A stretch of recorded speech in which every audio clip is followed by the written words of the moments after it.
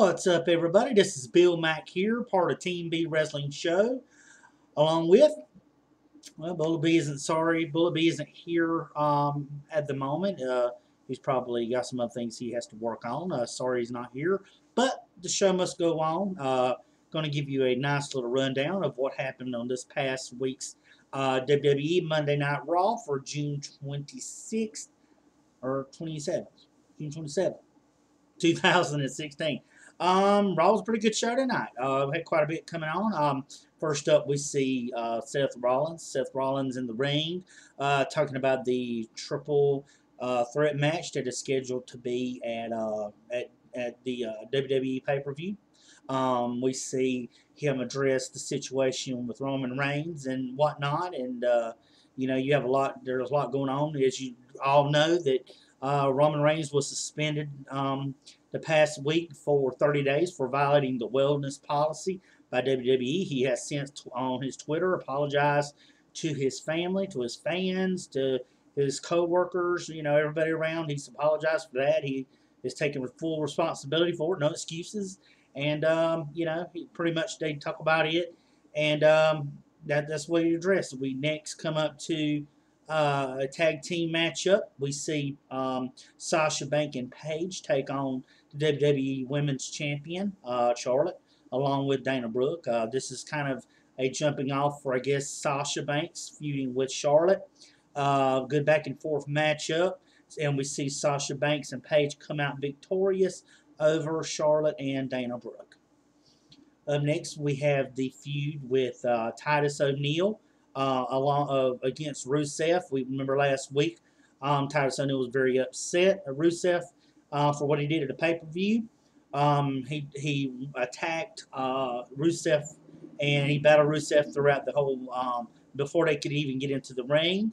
They didn't have a matchup. Ended up not having a match because the bell never rang. So we get to this week, we see them actually have a match, and just like what happened to Titus O'Neil before, Rusev ends up losing on account of a countout. He gets hurt.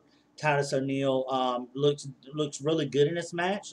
Looks like a pretty good feud to me. One that we can see continuing down the road to the next pay-per-view.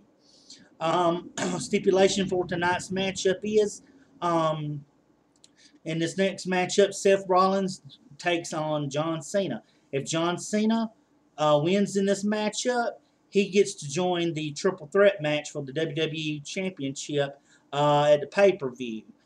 So we see, because John Cena feels that he, belongs in it. So we see the matchup, and it goes back and forth. John looks very, very good in the matchup.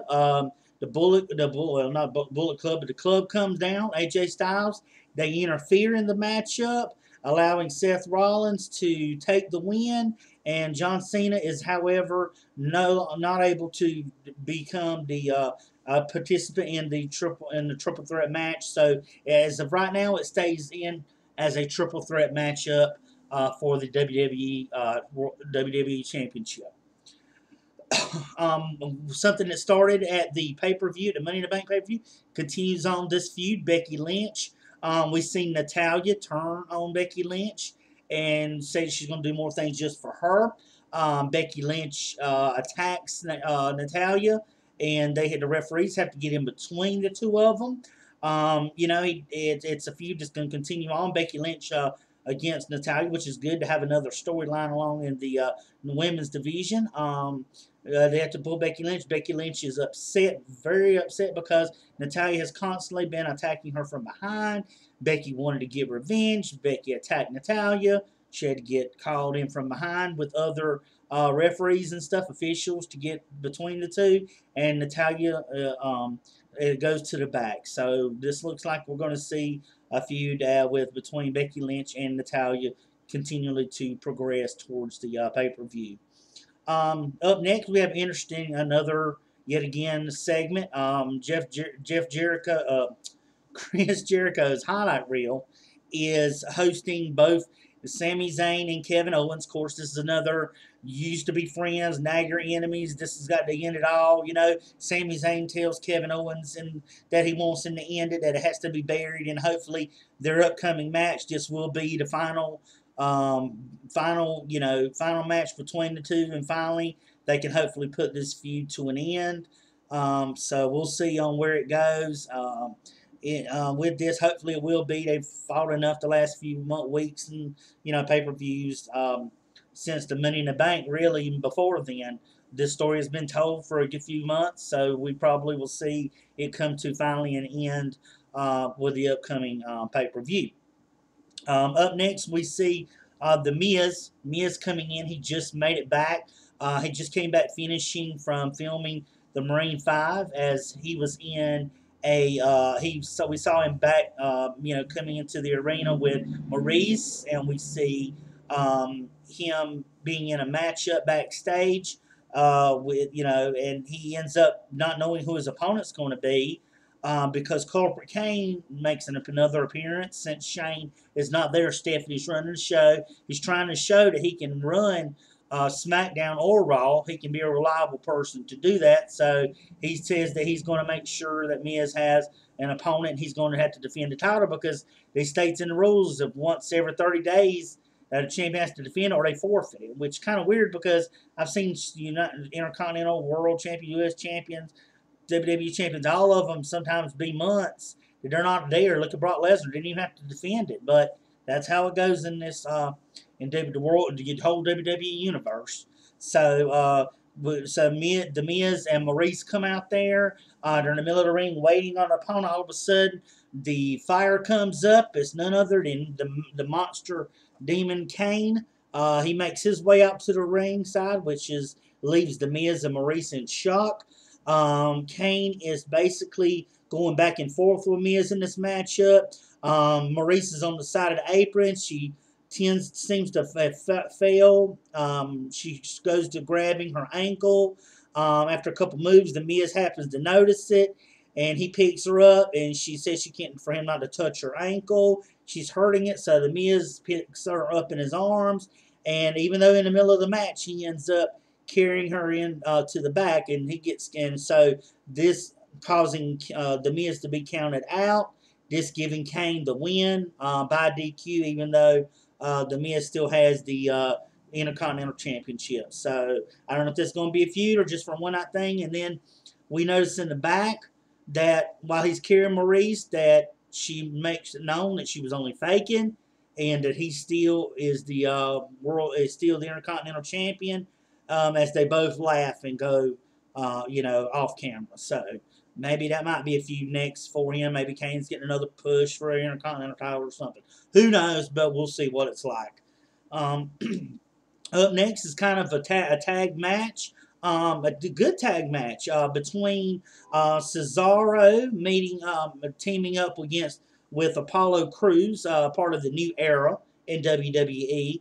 And they take on the former League of Nations teammates of Sheamus and Alberto Del Rio. And we can already tell right off the bat that Del Rio and Sheamus don't like each other. They don't want to talk to each other. They don't even want to tag together. But, this is a tag matchup. You figure they can hold on.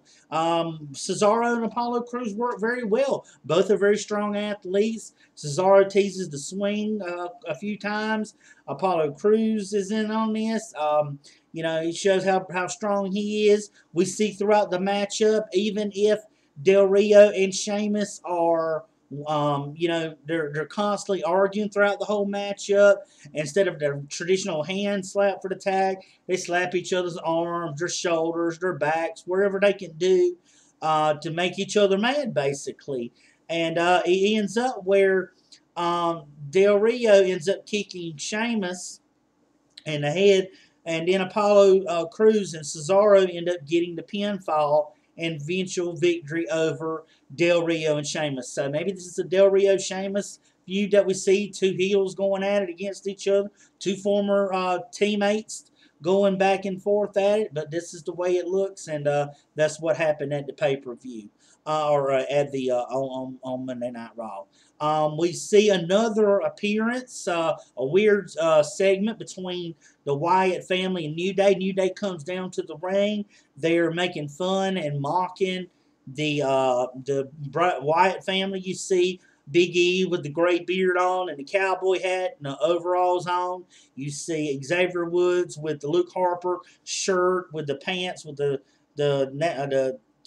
napkin or whatever hanging out the side, or a rag hanging out the side, and you see Kofi Kingston with the dark green coveralls with the mask, the sheet mask on, and they come to the ring because they were trying to express positivity. This whole segment is basically dealing with the New Day, which is trying to share and express positivity. And while they were in the middle of that discussion, were talking about they were roasting the Wyatts and making jokes about the Wyatt family.